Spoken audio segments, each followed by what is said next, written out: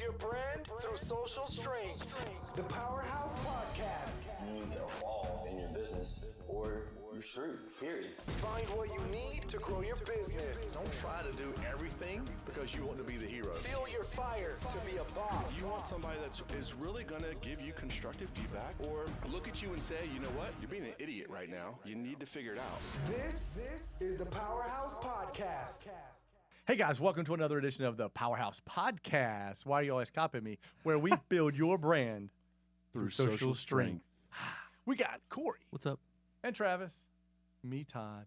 And today we have Abby Bobbit. Abby Bobbit. Abby All right, Bobbit. Abby. Woo. Known you for a while now. Known as Kylie and Harper's mom. Mm-hmm. And you decided, man, I need to do something besides just be a stay-at-home mom. There's more for me in the world like that. I know you were taking some courses, going to school. Right. And you said, I'm going into real estate. Yes. You went into real estate. How long have you been licensed? Since the 1st of June.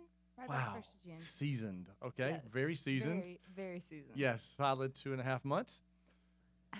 From what you studied, right? You went to school for business, marketing. Mm-hmm. I went to industrial.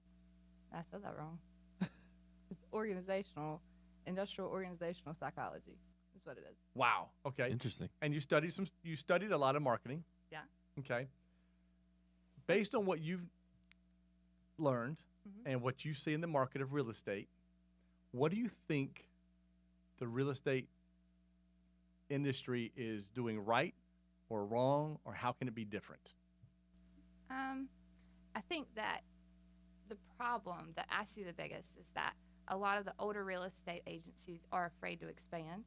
Some of them don't understand social media. Some of them don't want to understand social media, and they're learning and they're gauging. And then you have all of these new real estate agents coming in that know social media and know what they want to do with it and know how they want to run with it, and it scares people.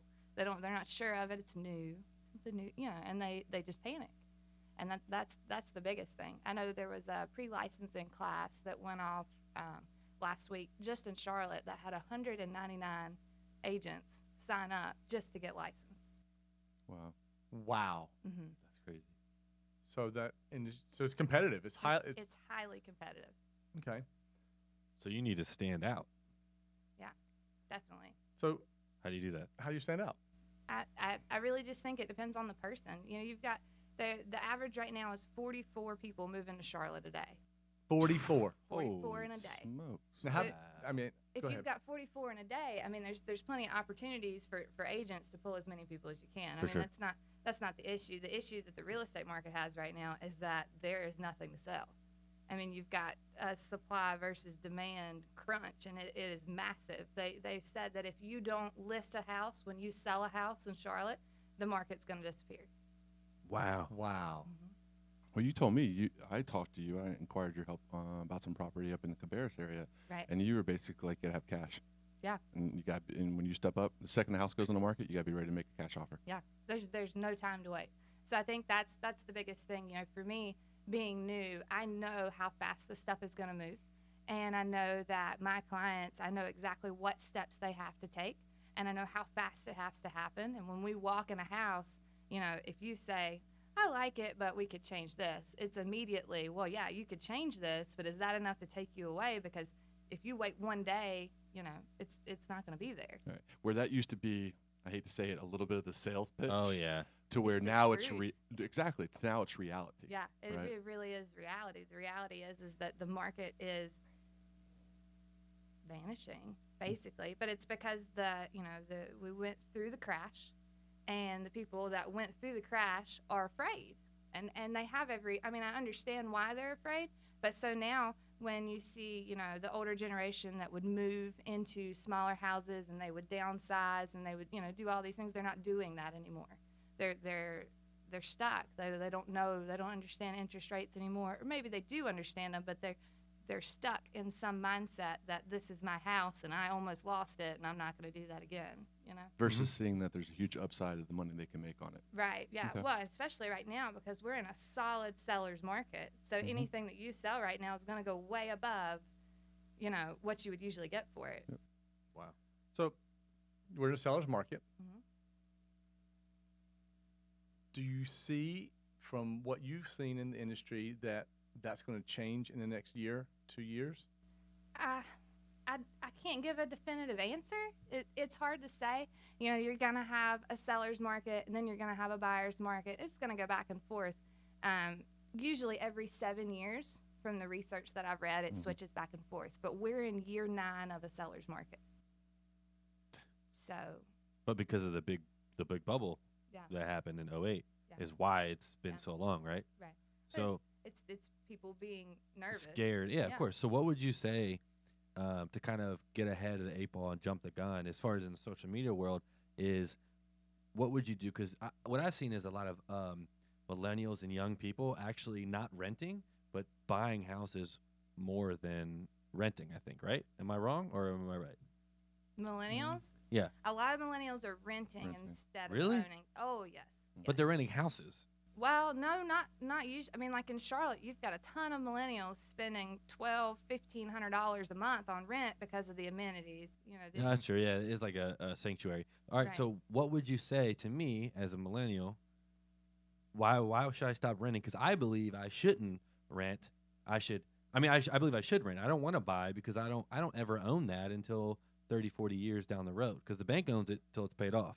Unless if I use that property to make income and rent it out, stuff like that. So what would you tell me as a millennial to not be scared? Listen, this is why, or these are all the pros of buying and mortgaging. I know it's less, right? When you mortgage, your rent or your payment's typically less. It depends on what you get, what you're after. Oh, really? How Yeah. much you put down? and How all much that. you put Oh, down okay, and, cool. Yeah. So it's like a car almost. Interest rate. Yeah.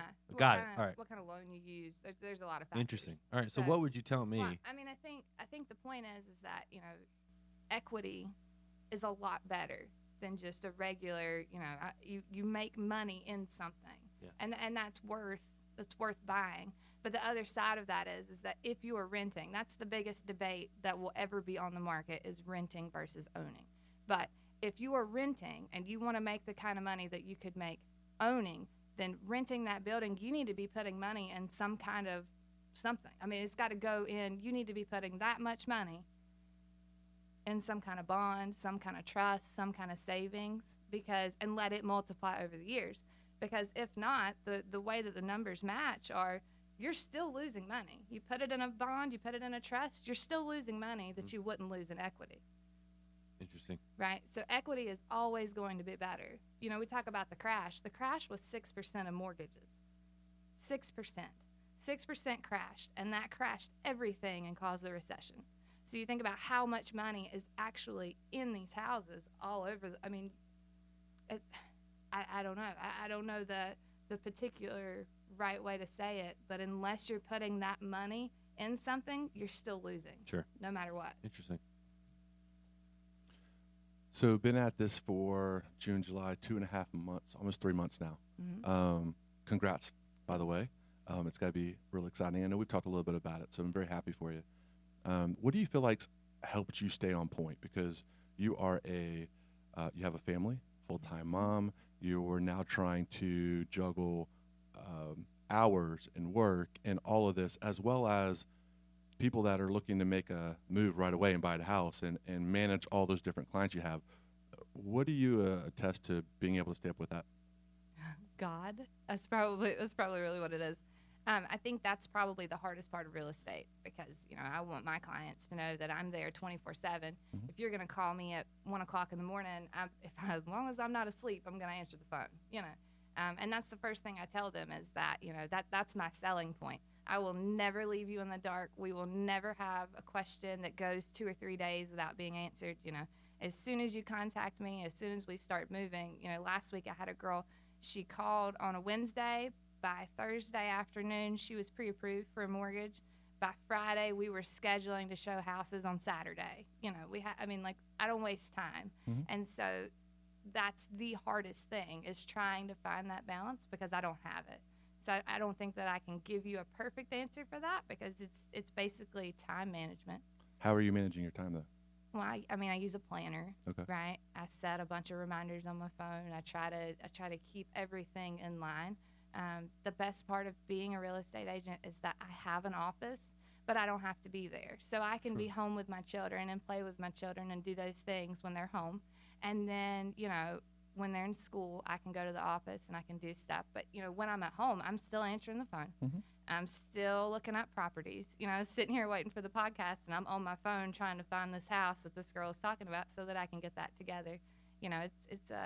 This job is not for somebody that just wants to do it in their spare time, because there is no spare time once you start it. Unless they're retired and just looking for, something fun to do to get them out of the house, True. right? So, Very true. no, I hear you. You said something earlier. Uh-oh. The old guys, Okay. the guys that have been in the industry a long time, they don't want to make changes. Right. We talk to companies all the time that we talk about their website. Do they have Facebook pixels, Google tags? I don't even know what that is. How do you get across to these companies who've been around a long time who don't want to move forward that they've got to make this shift into social media at some point in one way, shape, or form so that they can get a different presence? How do you get across to those guys to do that? I think it's one of those things. You're either going to grow and change, or you're going to fall. There's no difference in that. Either you grow and change with the population. The millennials are not going to come into the office and like CMLS used to be like on a book, and they would come into your office and they would look at. I've heard my instructor tell that story. I don't know how many times they would come in the office and there was a book of houses, and you would look through the book of houses, right? Wow. Now all of that is online. They all had to move and change with that. So now, there's still prints that run in the newspaper. Mm-hmm. How many people get a newspaper at this point? What's that? Or read it. Exactly. Yeah, they get it and Exactly. just don't read it. Yeah. Yeah, it piles up in the driveway Sure. and whatever. I'll check it on Sunday, get my coupons. Yep. But even coupons are online. So Yep. there's no real need. So, that's a waste of marketing money when that could be thrown onto a Facebook ad or an Instagram ad or somewhere else where people are actually going to engage with it. Yeah. Awesome. Thanks for coming out to the podcast today. And thank you guys for watching another episode of the PowerHouse Podcast, where we build your brand through social strength.